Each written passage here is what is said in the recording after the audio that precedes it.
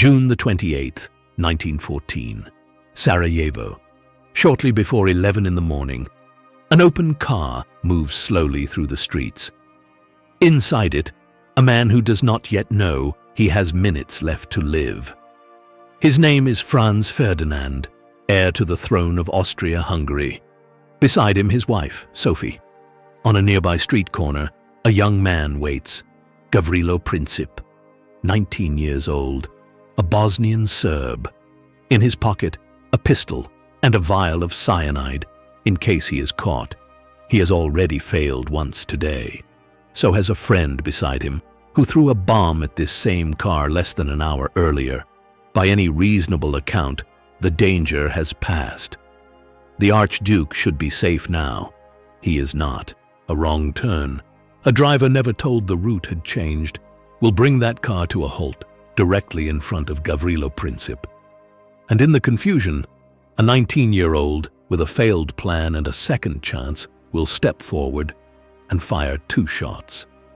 Neither man could have known it, but between them, they were about to light the fuse on the deadliest conflict the world had ever seen. 17 million would die before it was over. We will return to that street corner and watch it happen in full from both sides. But first, this assassination did not cause the First World War. It merely triggered it. The war had been coming for decades. To understand how an heir and an assassin ended up on the same street corner at the same fatal moment, we must go back. Long before Sarajevo.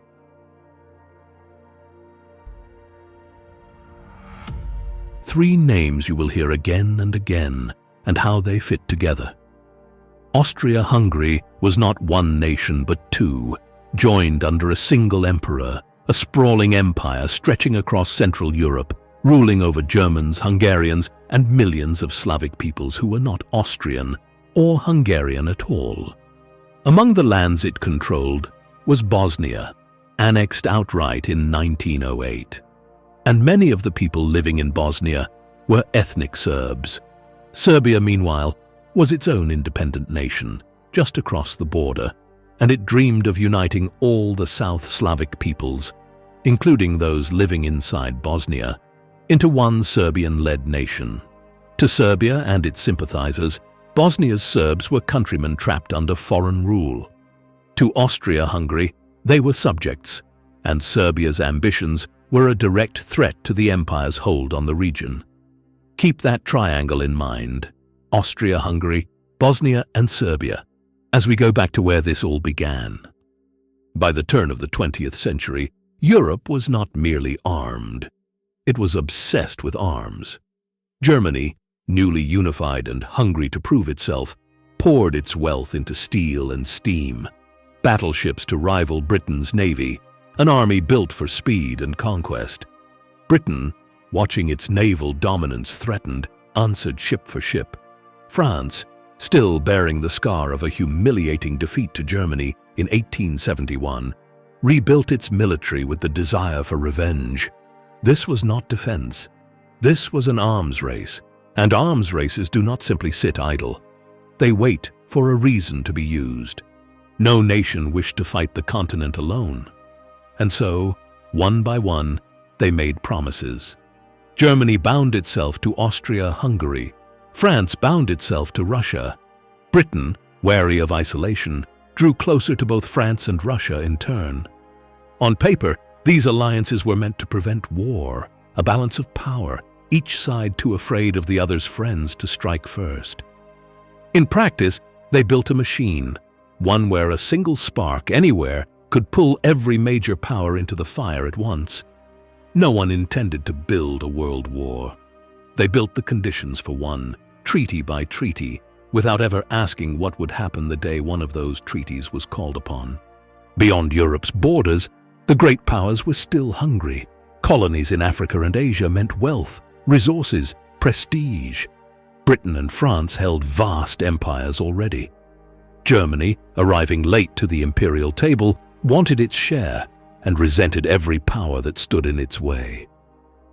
This was imperialism's quiet contribution to the coming war, a continent of nations that had learned to see the world not as something to share, but as something to divide. And beneath all of it, something more volatile still: nationalism. Across the Balkans, ethnic groups long ruled by empires, Austro-Hungarian, Ottoman, were awakening to a fierce, dangerous idea: that they deserved nations of their own. Serbia, in particular, dreamed of uniting the South Slavic peoples. That same triangle we mentioned earlier, Bosnia's Serbs pulled between the empire that ruled them and the nation that claimed them as its own. To Vienna, this was not patriotism. It was a threat to the empire's very existence. Gavrilo Princip and the men who trained him did not see themselves as murderers. They saw themselves as liberators. Every one of these forces, militarism, alliances, imperialism, nationalism, was an abstraction, vast, impersonal, moving across decades. But history does not turn on abstractions alone. It turns on people. And so, before we return to that street corner, we must understand the two men standing on it. Franz Ferdinand was 50, not the reckless young royal of legend, but a serious, difficult man, more at home with his rifles and his rose gardens than with crowds. He had married Sophie against his family's wishes. She was not of royal blood, and it cost him standing at court. Whatever his flaws, he loved her plainly and without complication. He was also, privately, the architect of a plan his own advisors considered dangerously soft: trialism, a restructuring of the empire that would grant its Slavic peoples a kingdom of their own within Austria-Hungary, standing equal beside Austria and Hungary rather than beneath them. To Vienna's traditionalists, this looked like weakness. To Serbian nationalists, it looked like something far more dangerous: a solution. If Austria-Hungary's Slavs were content within the empire, granted their own voice, their own crown, why would they ever choose to break away and join a greater Serbia? Franz Ferdinand's reform threatened to dissolve the very grievance the nationalist movement was built on. Killing the old emperor might have changed nothing. Killing the man who wanted to fix the problem before he ever took the throne might change everything. Princip himself would later tell the court that stopping Franz Ferdinand's reforms was part of why he pulled the trigger. Gavrilo Princip was 19, small, frail, the sixth of 9 children born to a poor family in rural Bosnia, 6 of whom did not survive infancy. He was clever enough to be sent away to school in Sarajevo, and it was there, watching Austria-Hungary tighten its grip over Bosnia, that his resentment hardened into ideology.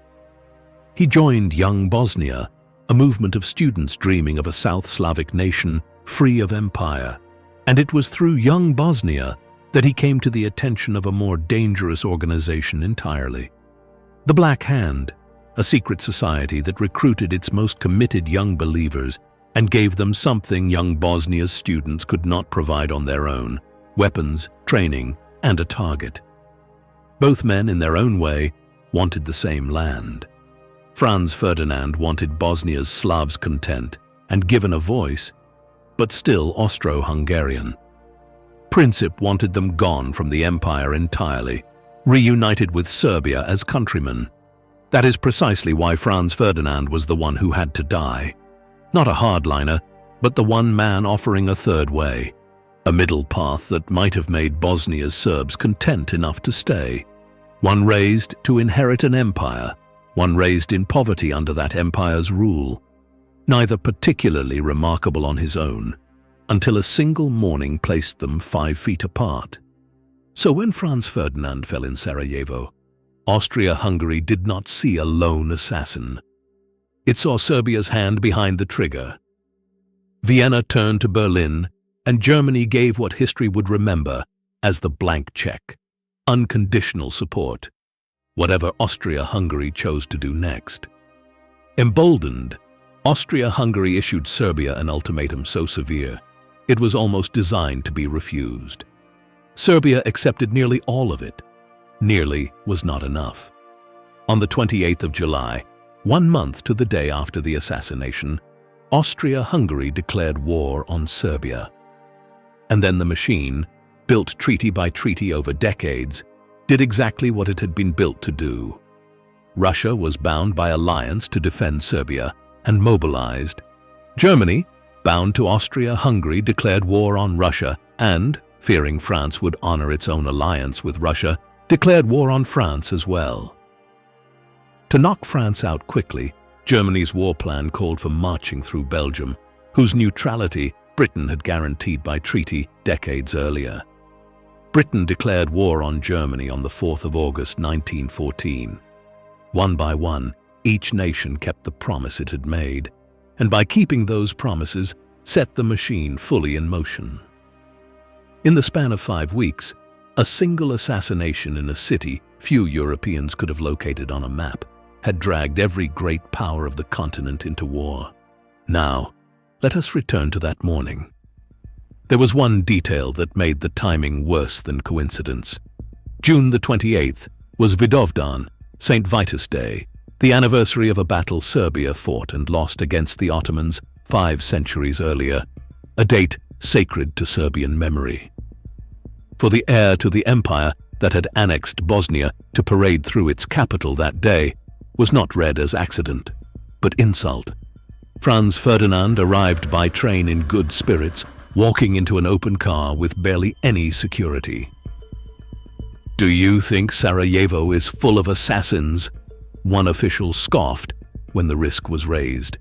It very nearly was. As the motorcade passed the Appel Quay, a conspirator hurled a bomb at the Archduke's car. It bounced off, exploding beneath the vehicle behind, wounding several officers and bystanders. Franz Ferdinand was unharmed, shaken, but unharmed. He pressed on to City Hall as though nothing had happened, then insisted on one thing. He would visit the wounded before continuing his day. His staff tried to dissuade him. He would not be moved. To avoid the city center, General Potiorek ordered a different route to the hospital, a safer one. No one told the driver. The car turned onto Franz Josef Street, exactly the route it was meant to avoid. Realizing the mistake, an officer shouted for the driver to stop and reverse. The car slowed, then stopped, directly in front of a delicatessen, where Gavrilo Princip happened to be standing.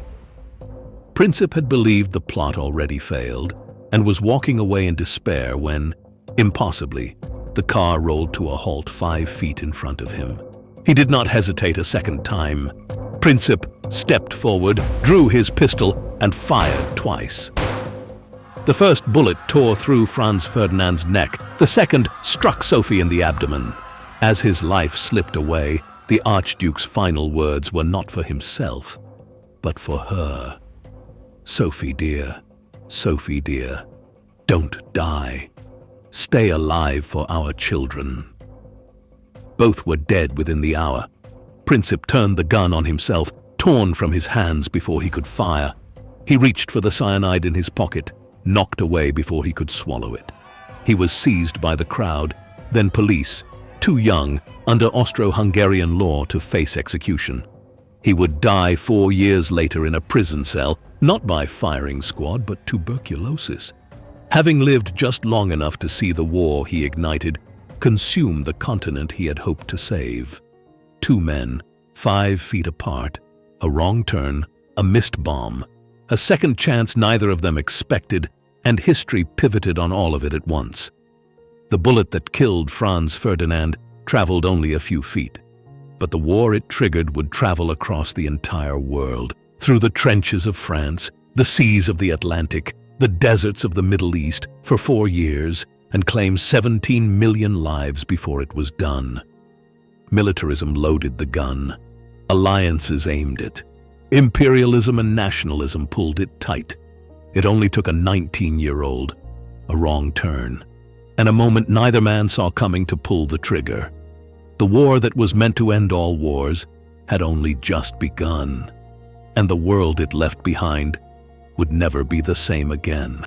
There are other wars, other empires, other men who believed themselves immortal. We will tell you of them too, if you choose to stay.